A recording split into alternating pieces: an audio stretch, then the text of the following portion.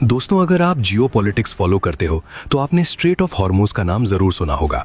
ये दुनिया का सबसे इंपॉर्टेंट ऑयल रूट माना जाता है और अभी यूएस ईरान वॉर की वजह से ये रूट ऑलमोस्ट बंद होने की बात हो रही है। लेकिन अब हेडलाइंस में एक और चोक पॉइंट आ रहा है, बाब एल मंडेब स्ट्रेट। ये एशिया और यूरोप के बीच ट्रेड का एक बड़ा बैकबोन है। अगर ये भी बंद हो गया तो ग्लोबल ट्रेड पर क्या असर पड़ेगा, चलिए समझते हैं। सबसे पहले बाब एल मंडेब क्या है। ये एक नैरो सी रूट है जो रेड सी को गल्फ ऑफ एडन से कनेक्ट करता है। इसी रास्ते से शिप्स सुएज कैनाल के थ्रू यूरोप और एशिया के बीच ट्रेड करती हैं। अब बात करते हैं हूतीज की। हूतीज येमेन का एक पावरफुल रेबल ग्रुप है जो येमेन की गवर्नमेंट और सऊदी कोalition के खिलाफ कई सालों से फाइट कर रहा है। ये ग्रुप ईरान का क्लोज एलाय माना जाता है। वेस्टर्न कंट्रीज का कहना है कि ईरान उन्हें वेपन्स, ट्रेनिंग और सपोर्ट देता है।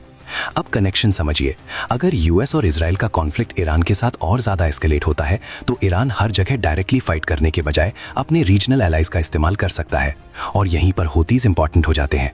हूतीज पहले भी रेड सी में शिप्स पर मिसाइल और ड्रोन अटैक्स कर चुके हैं, हाँ, बट इस बार की वॉर में नहीं। इसीलिए ये डर जताया जा रहा है कि अगर वॉर और बढ़ता है तो हूतीज बाब एल मंडेब स्ट्रेट को थ्रेटन या ब्लॉक करने की कोशिश कर सकते हैं। अब एक मोमेंट के लिए इमेजिन करो, एक तरफ ईरान स्ट्रेट ऑफ हॉर्मुज को ब्लॉक करे और दूसरी तरफ हूतीज बाब एल मंडेब को ब्लॉक कर दे।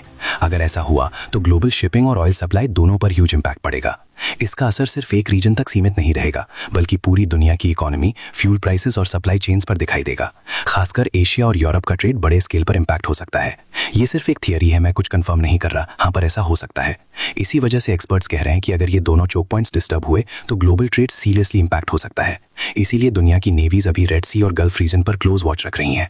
आपको क्या लगता है, क्या सिचुएशन इतनी सीरियस हो सकती है? अपनी राय कमेंट्स में जरूर बताइए।